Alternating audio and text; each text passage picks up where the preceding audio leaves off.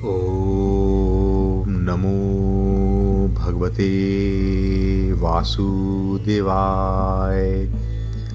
कार्तिक व्रत का महात्म्य। गुणवती को कार्तिक व्रत के पुण्य से भगवान की प्राप्ति। सूत जी कहते हैं, एक समय की बात है, देवर्षि नारद कल्प वृक्ष के दिव्य पुष्प लेकर द्वारिका में भगवान श्री कृष्ण का दर्शन करने के लिए आए। श्री कृष्ण ने स्वागत पूर्वक नारद जी का सत्कार करते हुए उन्हें पाद अर्घ्य निवेदन करने के पश्चात बैठने को आसन दिया। नारद जी ने वे दिव्य पुष्प भगवान को भेंट कर दिए। भगवान ने अपनी 16,000 रानियों में उन फूलों को बांट दिया।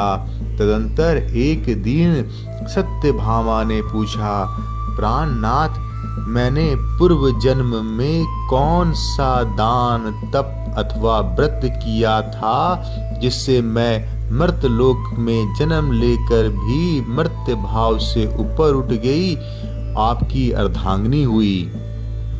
भगवान श्री कृष्ण ने कहा, प्रिय, एकाग्र चित्त होकर सुनो। तुम पूर्व जन्म में जो कुछ थी और जिस पुण्य कारक व्रत का तुमने अनुष्ठान किया था, वह सब मैं बताता हूँ। सत्य युग के अंत में मायापुरी हरिद्वार के भीतर अत्रि कुल में उत्पन्न एक ब्राह्मण रहते थे जो देव शर्मा नाम से प्रसिद्ध थे। वे वेद वेदांगों के पारंगत विद्वान, अतिथि सेवी, अग्निहोत्र परायण और सूर्य व्रत के पालन में तत्पर रहने वाले थे।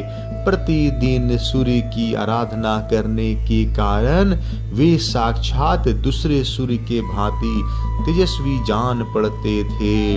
उनकी अवस्था अधिक हो चली थी। ब्राह्मण के कोई पुत्र नहीं था, केवल एक पुत्री थी जिसका नाम गुणवती था। उन्होंने अपने चंद्र नामक शिष्य के साथ उसका विवाह कर दिया। वे उस शिष्य को ही पुत्र की भांति मानते थे और वह जितेंद्रिय शिष्य भी उन्हें पिता के ही तुल्य समझता था। एक दिन वे दोनों गुरु शिष्य कुश और समिधा लाने के लिए गए और हिमालय के शाखाभूत पर्वत के वन में इधर उधर भ्रमण करने लगे। इतने में ही उन्होंने एक भयंकर राक्षस को अपनी ओर आते देखा। उनके सारे अंग भय से कांपने लगे। वे भागने में भी असमर्थ हो गए। तब तक उस काल रूपी राक्षस ने उन दोनों को मार डाला।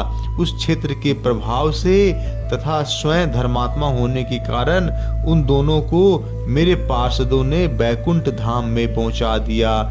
उन्होंने जो जीवन भर सूर्य पूजन आदि किया था, उस कर्म से मैं उनके ऊपर बहुत संतुष्ट था। सूर्य, शिव, गणेश, विष्णु तथा शक्ति के उपासक भी मुझे ही प्राप्त होते हैं। जैसा वर्षा का जल सब ओर से समुद्र में ही जाता है, उसी प्रकार इन पांचों के उपासक मेरे ही पास आते हैं। मैं एक ही हूँ, तथापि लीला के अनुसार भिन्न भिन्न नाम धारण करके 5 रूपों में प्रकट हुआ हूँ। ठीक उसी तरह जैसे कोई देवदत्त नाम का एक ही व्यक्ति पुत्र, पिता आदि भिन्न भिन्न नामों से पुकारा जाता है। तदंतर गुणवती ने जब राक्षस के हाथ से उन दोनों के मारे जाने का हाल सुना, तब वह पिता और पति की वियोग दुख से पीड़ित होकर करुणा स्वर में विलाप करने लगी। हाँ नाथ, हाँ तात, आप दोनों मुझे अकेली छोड़कर कहाँ चले गए? मैं अनाथ बालिका आपके बिना अब क्या करूँगी? अब कौन घर में बैठी हुई मुझ कुशलहीन दुखिनी स्त्री का भोजन और वस्त्र आदि के द्वारा पालन करेगा? इस प्रकार बारंबार करुणाजनक विलाप करके वह बहुत देर के बाद चुप हुई गुणवती शुभ कर्म करने वाली ही थी। उसके घर का सारा सामान बेचकर अपनी शक्ति के अनुसार पिता और पति का पारलौकिक कर्म किया। तत्पश्चात वह उसी नगर में निवास करने लगी। शांत भाव से सत्य, शौच आदि के पालन में तत्पर हो भगवान विष्णु के भजन में समय बिताने लगी। उसने अपने जीवन भर 2 व्रतों का विधि पूर्वक पालन किया। एक तो एकादशी का उपवास और दूसरा कार्तिक मास का भली भांति सेवन। प्रिय, ये 2 व्रत मुझे बहुत ही प्रिय है। ये पुण्य उत्पन्न करने वाले, पुत्र और संपत्ति के दाता तथा भोग और मोक्ष प्रदान करने वाले हैं। जो कार्तिक के महीने में सूर्य के तुला राशि पे रहते समय प्रातः काल स्नान करते हैं, वे पातकी होने पर भी मुक्त हो जाते हैं। जो मनुष्य कार्तिक में स्नान, जागरण, दीपदान और तुलसी वन का पालन करते हैं, वे साक्षात भगवान विष्णु के स्वरूप है। जो लोग श्री विष्णु मंदिर में झाड़ू देते, स्वस्तिक आदि निवेदन करते और श्री विष्णु की पूजा करते रहते हैं, वे जीवन मुक्त हैं। जो कार्तिक में 3 दिन भी इस नियम का पालन करते हैं, वे देवताओं के लिए वंदनीय हो जाते हैं। फिर जिन लोगों ने आजन्म इस कार्तिक व्रत का अनुष्ठान किया है, उनके लिए तो कहना ही क्या है। इस प्रकार गुणवती प्रति वर्ष कार्तिक का व्रत किया करती थी। वह श्री विष्णु की परिचर्या में नित्य निरंतर भक्ति पूर्वक मन लगाए रहती थी।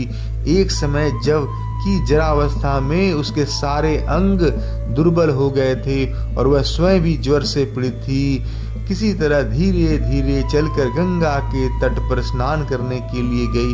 जो ही उसने जल के भीतर पैर रखा, तो ही वह शीत से पीड़ित हुई कांपती हुई गिर पड़ी। उस घबराहट की दशा में ही उसने देखा आकाश में विमान उतर रहे हैं, जो शंख, चक्र, गदा और पद्म धारण करने वाले श्री विष्णुधारी पार्षदों से सुशोभित है और उसमें गरुड़ चिन्ह से अंकित ध्वजा फहरा रही है। विमान के निकट आने पर वह दिव्य स्वरूप धारण करके उस पर बैठ गई। उसके लिए चंवर डुलाए जाने लगा। मेरे पार्षद उसे बैकुंठ ले चले। विमान पर बैठी हुई गुणवती प्रज्वलित अग्नि शिखा के समान तेजस्वनी जान पड़ती थी।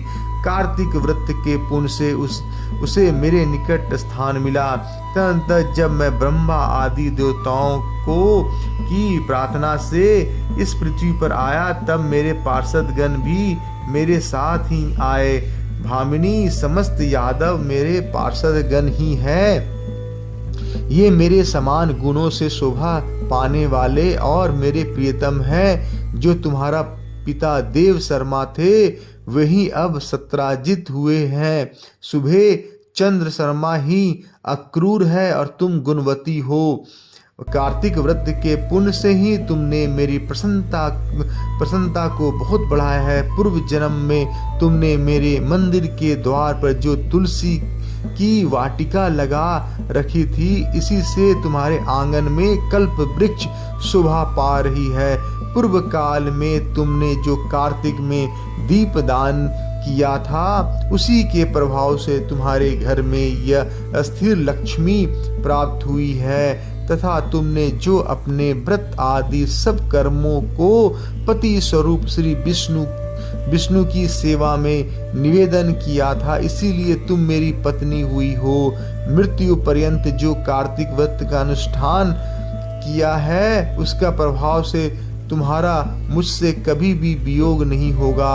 इस प्रकार जो मनुष्य कार्तिक मास में व्रत प्रायण होते हैं, वे मेरे समीप आते हैं। जिस प्रकार की तुम मुझे प्रसन्नता देती हुई यहाँ आई हो, केवल यज्ञ, दान, तप और व्रत करने वाला मनुष्य कार्तिक व्रत के पुण्य की एक कला भी नहीं पा सकते।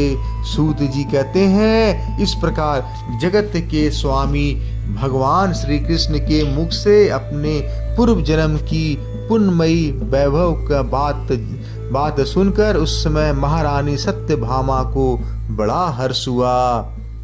जय श्री कृष्ण।